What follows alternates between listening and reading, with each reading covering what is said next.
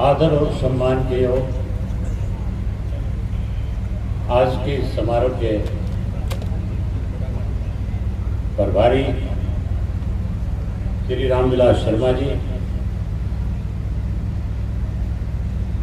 आज चौधरी वीरेंद्र सिंह जी के जन्म दिवस पे आज उनको बधाई देने के लिए आए हुए अलग अलग राजनीतिक दलों से मंच पे बैठे हुए सभी राजनेतागण, आप पंचायतों से आए हुए सारे कापों के प्रतिनिधिगण, सामाजिक संगठनों से चौधरी साहब को उनके जन्म दिवस के ऊपर मुबारक देने पहुंचे हुए सभी सम्मानित साथियों, आज इलाका से आए हुए चौधरी वीरेंद्र सिंह जी के प्रति अपनी श्रद्धा, अपना प्रेम और अपना आशीर्वाद देने के लिए आए हुए आदरणीय बुजुर्गों, नौजवान साथियों, सम्मानितों के माताओं, बहनों, पत्रकार, छायाकार दोस्तों, मैं भी आज जहाँ चौधरी साहब को जन्म दिवस की हार्दिक शुभकामनाएं देने के लिए आया हूँ, जहाँ मैं अपनी तरफ से, अपने परिवार की तरफ से, अपने पार्टी की तरफ से आपको आपके जन्म दिवस की हार्दिक शुभकामनाएं देता हूँ। परमपिता परमात्मा से प्रार्थना करता हूँ कि आपकी आयु लंबी हो, आप लोगों की जहाँ सामाजिक सेवा कर रहे हो, जहाँ अपने राजनीति में रह करके प्रदेश के लोगों के लिए अच्छे फैसले लिए,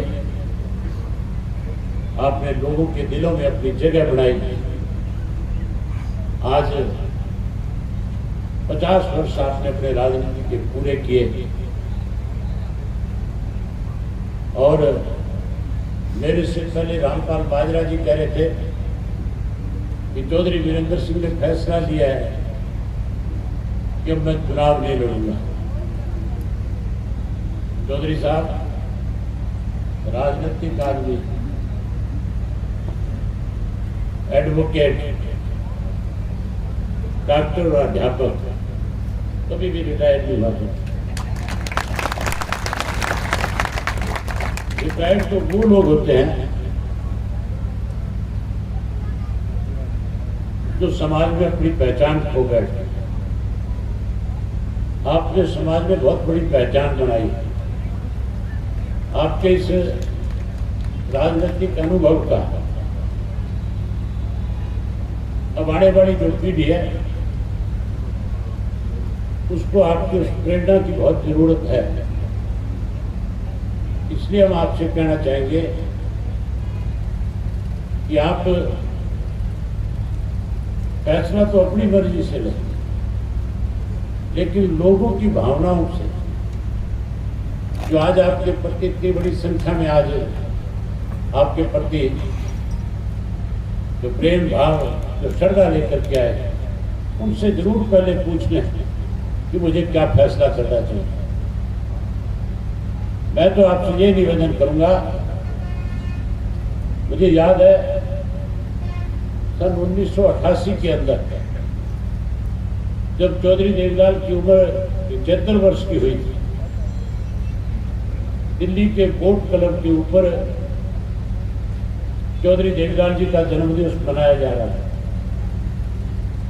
लाखों लोग वहां एकत्रित हुए थे और उसके साथ साथ कोई भी राजनीतिक दल ऐसा नहीं था इस राजनीतिक दल के लोग चौधरी देवीलाल के जन्म दिवस पे उनको अपनी शुभकामनाएं देने के लिए ना पहुंचे। और उस दिन जो है एक बड़ा फैसला राजनीति का हुआ था। उस वक्त देश के हालात भी आज के हालात है इसी तरह के थे। देश के लोग मौजूदा जो उस वक्त का शासन था उससे दुखी थे। लोगों की इच्छा थी कि बदलाव हो और लोगों की ये इच्छा भी थी इस बदलाव के अंदर सारे जितने भी राजनीतिक दलों के लोग हैं वो कहीं ना कहीं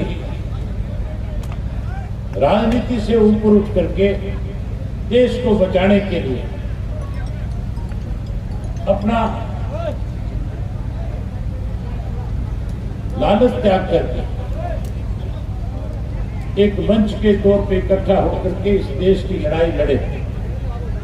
आज भी इस प्रदेश में हालात इस किस्म के हैं।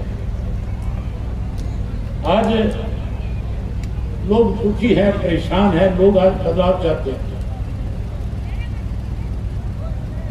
उदाहरण है आपके सामने कोरोना की महामारी, उदाहरण है आपके सामने इस देश के अंदर कृषि के जो 3 काले कानून बनाए गए थे, किस तरह से 1 वर्ष तक लोग जो है अपना घर बार परिवार खेत बच्चे सब छोड़ करके गर्मी सर्दी हर मौसम में एक लड़ाई लड़ रहे थे। और उस लड़ाई में कहीं आपने भी राजनीति से ऊपर उठ करके उस आंदोलन को समर्थन किया था, उस आंदोलन के लोगों में एक विश्वास पैदा किया था। आप जैसे लोगों ने जब उस आंदोलन को समर्थन दिया तो आंदोलन मजबूत हुआ, लोगों का विश्वास बढ़ा और जिन लोगों ने ये कानून बनाए थे उन्हें मजबूर होकर के वो कानून वापस लेने पड़े और कानून वापस लेकर के फिर से किसान को एक बार सम्मान के साथ घर की वापसी करनी पड़ी। आज जरूरत है आप भी जिस तरह से चौधरी देवीलाल ने एक तीसरा मोर्चा बनाया था, जिस तरह से रोड साउथ ईस्ट वेस्ट सब जगह नेताओं को इकट्ठा किया था, आज हरियाणा के नेताओं को आप इकट्ठा कर सकते हो। आज आपने साबित कर दिया कि सारी पार्टियों के लोग आज आपके जन्म दिवस के ऊपर आपको जहां बधाई देने पहुंचे। मैं ये समझता हूं कि राजनीतिक व्यक्ति का जन्म दिवस जब मनाया जाता है तो अक्सर उसका मकसद केवल और केवल जन्म दिवस मनाना नहीं, उस जन्म दिवस के बहाने से प्रदेश के लोगों को एक अच्छा संदेश देना भी होता है। आज आप जब संबोधित करो, आप जब इन लोगों को धन्यवाद करो तो अपनी तरफ से एक संदेश भी दो प्रदेश के लोगों को कि प्रदेश में चाहे किसी की भी सरकार हो, जो कोई इस प्रदेश के किसान की, व्यापारी की, कर्मचारी की, मजदूर की अनदेखी करेगा, चाहे हम उस सरकार का हिस्सा भी क्यों ना हो, लेकिन हम हर वर्ग के लोगों के लिए इकट्ठा होकर के उस सरकार को मजबूर करने का काम करेंगे। आप कोई अच्छा फैसला लो। आज आप जैसे नेताओं को प्रदेश की जरूरत है। ये लोग इतने लंबे समय से जो बैठे हैं, ये केवल एक ही बात सुनना चाहते हैं कि हरियाणा में बदलाव लाने के लिए अब उन सब लोगों को इकट्ठा करेंगे जो लोग हरियाणा के लोगों के लिए जिन्होंने लड़ाई लड़ी। आपने सदैव, चाहे आप कांग्रेस में थे, चाहे आज आप भारतीय जनता पार्टी में, जब कभी भी सरकारों ने कोई गलत फैसले किए आपने उसका विरोध किया। आप सदा अपने राजनीतिक जीवन में आपने संघर्ष किया और जब जब भी आपने सच्चाई के रास्ते पे चले, मेरे से पहले कई साथी कह रहे थे कि आपका मुकाम कोई और था, आपको प्रदेश की बागडोर मिलनी चाहिए थी, लेकिन उसके बीच में कुछ चापलूस किस्म के लोग जो थे वो कहीं ना कहीं रोड़ा बन के आए। चौधरी साहब,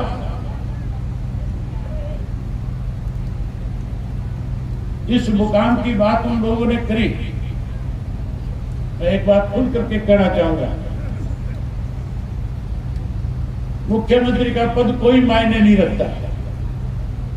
मुख्यमंत्री इस देश के अंदर अलग अलग प्रदेशों में बहुत लोग बने हैं।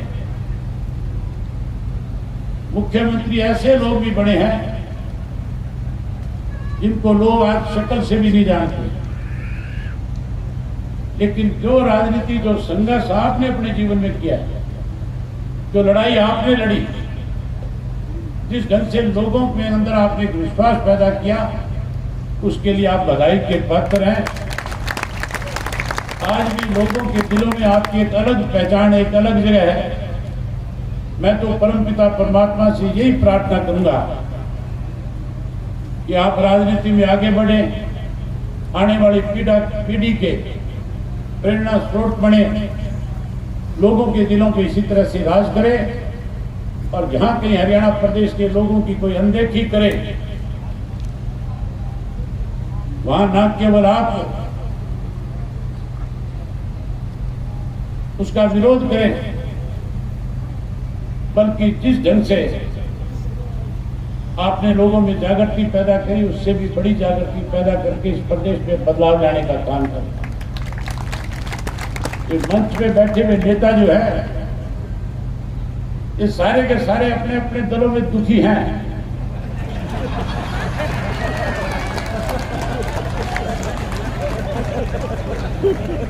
ये कह नहीं सकते, ये मजबूर है,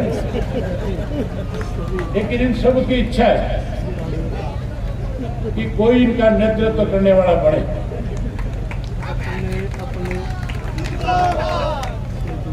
तो मैं तो आपसे यही कहूंगा, यही प्रार्थना करूंगा कि आप रिटायरमेंट की ना सोचे और इस प्रदेश के अंदर तीसरे मोर्चे की अगवानी करें, तीसरा मोर्चा बनाएं और तीसरा मोर्चा बना करके प्रदेश के लोगों में विश्वास पैदा करके 2024 के अंदर जैसे पंजाब में एक बहुत बड़ा बदलाव आया, उस तरह का बदलाव लाने का काम करें।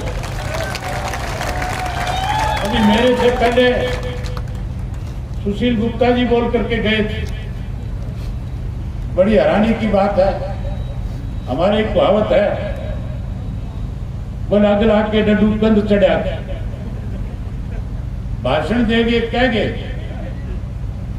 कि आपका सपना पूरा करेंगे, आप आओ, लेकिन आपकी बात सुने भी नहीं चलेंगे।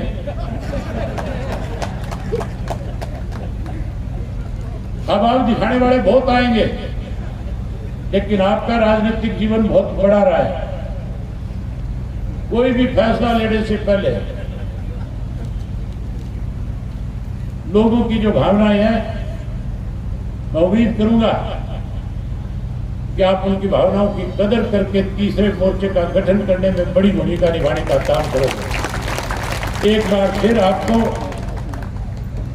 आपके जन्मदिवस पे अपनी तरफ से, पार्टी की तरफ से, परिवार की तरफ से हार्दिक शुभकामनाएं देता हूं और परमपिता परमात्मा से प्रार्थना करता हूं कि आपकी दीर्घायु करे, आप लोगों की इसी तरह से सेवा करें। आपने मुझे आमंत्रित किया, आपका बहुत धन्यवाद। जय हिंद, जय हरियाणा।